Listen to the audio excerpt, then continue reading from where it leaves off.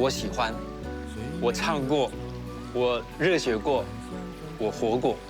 回首一望，甚至播种海外，这就是我对新谣从开始到现在的一个真实感受。借我情友，岁月的溪水慢慢流，流到了别离的时候，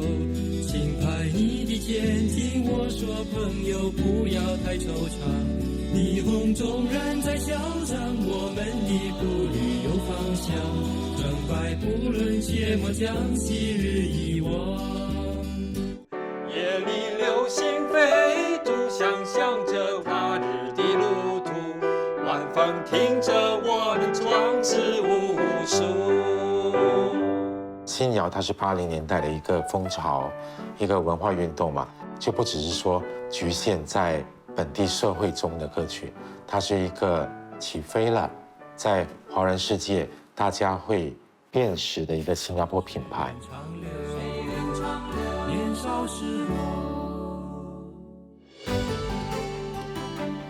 在1985年大概8月份的时候呢，突然间我们有一天就接到一个电话，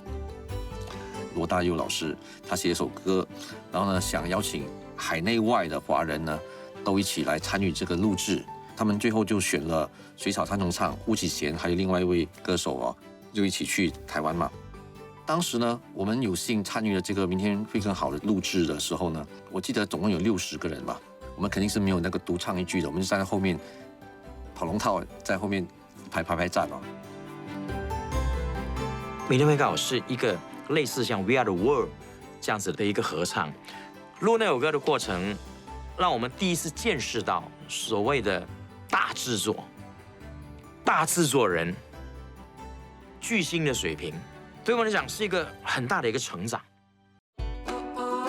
一到新加坡的时候呢，我们就在想，如果我们往下做的话呢，说不定有一天呢，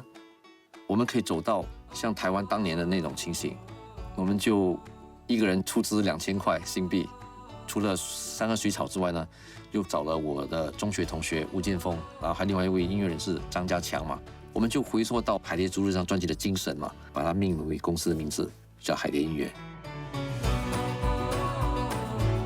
那坦白讲，当时你说我们也不过是25、6岁、27岁吧，你说现在的年轻人有多少人是愿意投入在一个当时不被看好的一个音乐的一个工作里面呢？所以我们在做海蝶的时候，我们都有我们各自的所谓的 part time 的工作，你出1000，你出2000，我们继续让这个公司来跑动哈。当年真的压力比较大，因为我们5个老板嘛，就1个员工。我记得那时候我们的办公室就有400平方尺吧，然后有一个小房间还出租给别人，所以我们几个人就挤在一个地方里面了。我记得黄良那时还在雅马哈当那个吉他老师，好，然后呢，我是在银行上班做 part time 嘛，其实都是 part time 的。男生因为他本身有做主持嘛，所以他有在那边有收入。袁成呢跟家强也是在做一些音乐制作啦，或者说一些音乐班啊、歌唱班啊，来教学，来赚接一些额外的收入。我们海蝶在1986年成立的时候呢，我们就想说回到最初的心嘛，所以我们又做了一张合集，就叫做《最初的梦》。最初的梦里面呢，有好几首歌后来都特别火，其中一首是梁文福跟严黎明合唱的《心意哪有旧意好》，另外一首歌呢就是水草三重唱的《遥遥民谣》。摇摇摇，谁也不说无聊，红色的欢乐，白色的问号，知了呀知了，还在唱着知了。海蝶我们出版了，也制作了一些我觉得在新谣里面蛮有意义跟代表性的一些专辑。文福的第一张作品集《门》啊，就是海蝶做的，《爱的名字》啊，《新加坡派》啊，都是我们制作的。伟生的第一张专辑也是我们做的，然后就找了黎飞辉，就跟他制作人张，请在我心经过。请在我心经过，唱出你的年轻，唱出你心中迷惑。我觉得海蝶的成立首先是使音乐的发展至专业化，因为之前在新谣时期呢，我们是以兴趣玩票性质，然后当成立海蝶之后呢，面对的是你的柴米油盐的问题，你面对生活的问题。然后也因为这样，我们也意识到说新加坡市场太小了，我们必须走出新加坡。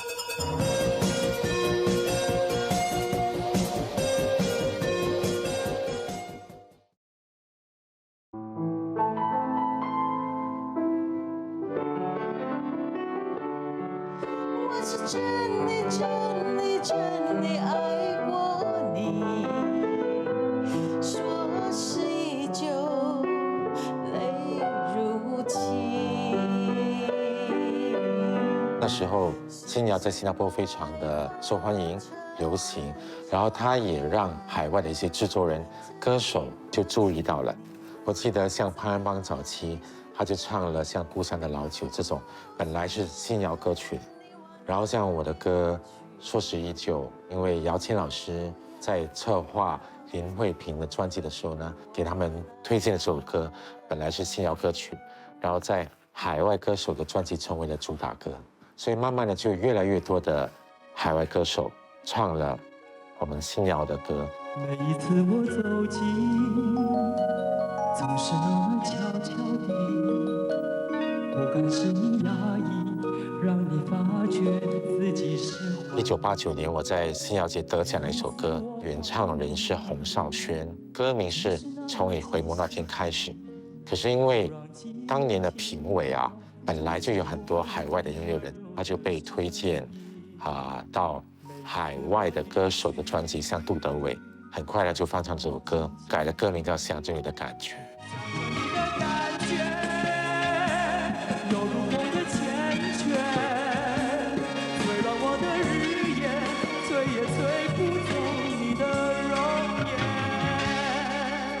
巫启贤他也在他的专辑唱了这首歌。后来我为刘德华写歌，每次醒来，我为张学友写歌，他来听我的演唱会。这些歌大家你可以说是不是新谣呢？我觉得不是最重要，主要是从新谣开始的这些新加坡的音乐，陆续的都在海外发光。我们到台湾去发展，最大的收获就是小虫老师带着我们去拜见当时候滚石唱片公司的很多大咖。李宗盛大哥就说：“哎，你们专辑有一首歌，我觉得很适合 Sandy 林忆莲唱。”我那个时候我就写了一首《听说爱情回来过》，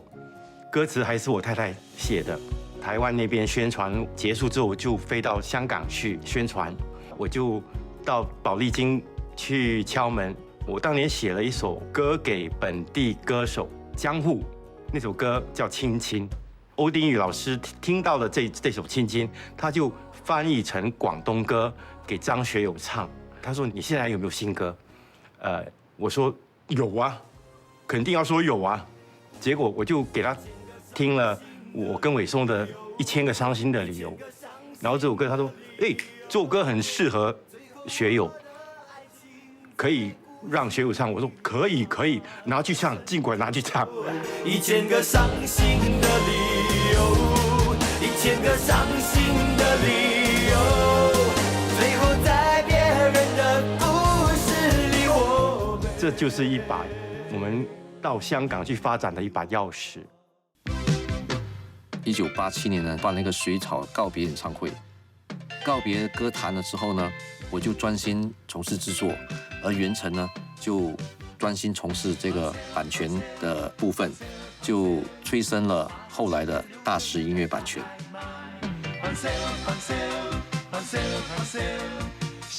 我们的歌曲被人用在唱片里面呢，来售卖的时候，工作人士就很多时候都不买正版带，买翻版带，他们能够以比较低的价钱买到一些比较好的歌曲，一些比较精选的歌曲在一起。不过我觉得这对制曲人是不公平的。今年1月26号，国会正式3读通过新版权法案。其实我觉得我们很幸运的，因为我们接触到了当时 PRS Performance Society 庄慧娘 Tina 的一个关照。所以呢，我们从听的口中知道说，新加坡政府即将在1987年4月份推出新的版权法，所以当时呢，我们就马上就成立了大师音乐版权，同时也签下了大部分的新谣的作者的作品啊。因为我们知道说，作品如果没有被保护的话呢，它会被滥用。在当时呢，我们需要有一些人呢，对这些创作做更好的推广。元成当时呢，就在90年代末期的时候，就兜了一个皮箱啊，就到了台湾各大唱片公司去推广歌曲，包括后来大家听到的像孟庭苇的你究竟有几个好妹妹啊，包括爱如潮水啊，很多这些新加坡作者的作品呢，都是当时大师在王元成的推动下呢去推广的。我的爱如潮水，爱如潮水将我向你推，紧紧跟随。爱如潮水，它将你我包围。当时对我们所有人来说啊，台湾都是一个梦。我们都希望将来有一天，我们有机会去台湾看怎么样。刚好那时候碰到刘文正先生在台湾成立了飞鹰唱片公司，刘文正就亲自打了个电话给我，就约了去跟他见面。那是我人生觉得最重要的一个约会。然后他就说：“那你能不能唱个2首歌给我听一下？”我不啰嗦，我一唱了20首，然后就说：“我决定把你签下来。”我在台湾的时候呢，基本上就是我一个唯一的一个来自新加坡的歌手。我的新马的文化，我们讲话的语调，个人的风格，还有跟台湾不一样的曲风，的确让我在台湾呢很容易被分辨出来。新谣在海外受到了认同，然后再唱回本地，我们的歌就不限于说只是在新加坡这个岛国上唱，它是可以在海外，在华人世界广为传唱的，对本地的歌曲的巩固它的认同，有这样子的一个推动力。你知不知道？你知不知道？你走来花儿也枯了。你不来花儿也枯了。我们是在新加坡成长的，新加坡的文化其实就是吸收了四面八方的精华，树立起自己独特的风格，音乐也是如此。想当年我们从学生开始写歌，那么后来我们的歌开始被港台的歌手们唱，那我们的成长也是新谣的成长，希望新加坡的音乐能够让全世界都能够听到。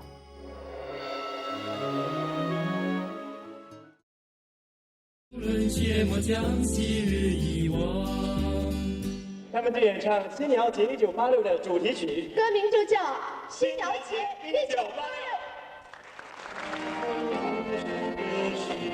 负责宣传的庆康，副主席黄良。新谣节是沙漠足迹演唱会后觉得需要有一个常年而且更大型的，要以新谣为主的一个2.0的版本，所以出现的新谣节。当时一开始1985年的新谣节还不是一个颁奖礼，它其实是一个众多人聚会，就是把你的作品呈现上来，然后经过甄选，然后你就可以有一个演出嘛，就挂在文艺联络所的名字。为什么呢？因为当时陈家明有个弟弟呢，他在那个联络所是一个活跃分子，所以我们就挂在那里。第一届新谣节完成了之后呢，我们就发现到，哎呀，我们每次这样寄人篱下不是办法。这个庄慧娘老师就跟我们讲，你们必须要有个自己的组织，新加坡青年词曲创作人协会。所以我们这个协会呢，就是在1986年的时候就成立了。从第2届新谣节开始，都是由新加坡青年词曲创作人协会来办的。第2届的新谣节，我们第一次征求作品，收到的是100多首的歌曲。过后这几年，它逐年的增加，我们曾经收到大概300-400首歌曲，我们都挑30到40首歌曲，这样分2天来发表。新新谣节的话是办了6届，然后每一年都有一个主题歌。1987年是我们等你，1988年是在世界放光芒，89年的话是装满梦的歌，90年的话就是锦绣年华。很多张专辑的制作人就是许环良，参与的歌手都是参加新谣节、新乐奖，很多歌手。You are my inspiration, simple girl. 新谣节的包容性是非常大的，除了中文歌曲之外呢，我记得我们还有过英语歌曲，还有过马来歌曲 ，Nuradi 也参加过新谣节，Mark Chan 也参加过新谣节。那几年，新谣创作了很多有水平的歌曲制作，还有唱片设计，就需要有一个比新谣节更专业的水平的平台。所以到了87年，上半场就是所谓的新谣节，后面就是新乐奖了，颁奖礼。你的眼是奔放的春秋，淋着许多记忆的深幽。我是未曾醉过的温柔，牵牵一场就不能罢休。第1届的新乐奖最佳男歌手是江户，最佳女歌手是严黎明，然后最佳词曲都是小人物的心声，最高荣誉创作大奖就是当年新谣节的主题歌《年轻的心》。新乐奖顾名思义是针对那一些已经出过专辑的新谣的唱片了，经过评审之后，那么选出那些优秀的自创歌曲啦，或者是歌手呢，给予肯定。2个虽然性质不完全一样，不过呢，他们却是积极的在推动整个新谣的那个运动。第3届新乐奖最佳唱片制作得奖人是，他是许黄良制作的《爱的名字》。87年我们就开始办第1届新乐奖了，然后就连续办了好几届嘛。在当年，我们这群初生之犊不怕虎的年轻人呢，胆子还是挺大的。我们找了很多海内外的评审，那个时候我觉得就是算是一个高峰期吧。甚至后来应该是90年代的时候，电台办的金曲奖呢，其实某个程度上呢，也是在新乐奖的一个模糊的基础上做升级的。好像我们办新谣节或者是新乐奖，我们最缺乏的就是资金。我记得那个时候通过庄慧良女士我们就见到了3个职总里面很高的官员，一个就是王挺昌先生那么还有吴伯涛先生，还有胡启全女士，他们能够顺利的帮我们解决了所有赞助商。在那个新乐奖里面，其实我们颁了一个特别的名誉奖给他。王挺昌先生他就请我们这班新谣的朋友们就到他的家做客，对我们年轻人来说也是一个激励。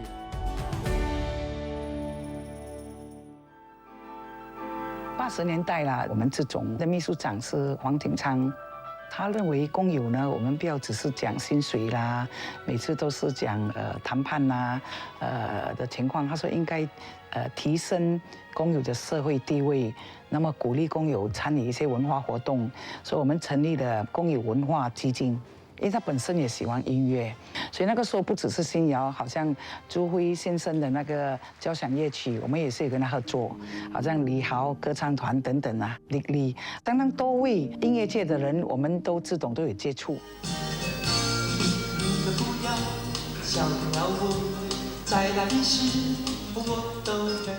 胡启全当时呢任职在职工总会，他就希望职工总会呢也可以参与新谣的活动。于是呢，我们在1986年的时候呢，我们就办了职工总会的创作比赛。然后有一次，我记得有一次晚上的时候，我们在评选作品的时候呢，我们就看到这首《小人的心声》。我从来不在乎自己的大人物，因为平凡也是一种幸福。我们大家都很兴奋，觉得这首歌，当时呢，我本来找的演唱者呢是吴佳明老师。可是当时到最后大决赛的时候呢，吴佳明生病了，那怎么办呢？就找了黄云成呢，他是代唱，说不然你来唱吧。然后我记得他在台上就蹦蹦跳跳，当时在台下坐的一位重要的嘉宾就是当时职工总会的领导呢王鼎昌先生。王先生说：“哦，This is a great song， 这首歌非常好。后来这首歌呢，就变成电视台一个环境剧的主题曲，甚至现在变成是国庆日必唱的歌曲。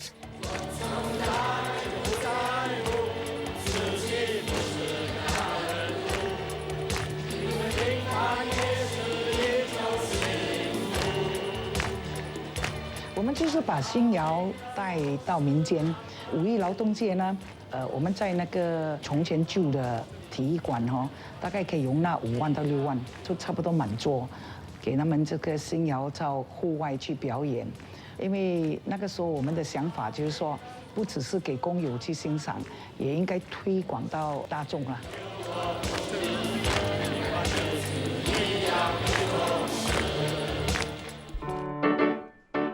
多年以后，又再相逢。唱起新谣，听起新谣，弹起新谣，这样的感情呢，就像我那首歌细水长流。问一声我的朋友，何时再为我弹奏？如果你说青春是谈了一场恋爱，我觉得我们的恋爱是一种文化运动的恋爱，就我们用我们的青春，用我们的热血，给我们的国家、我们的岛国留下了那么多、那么丰富的新谣歌曲的资源、记忆。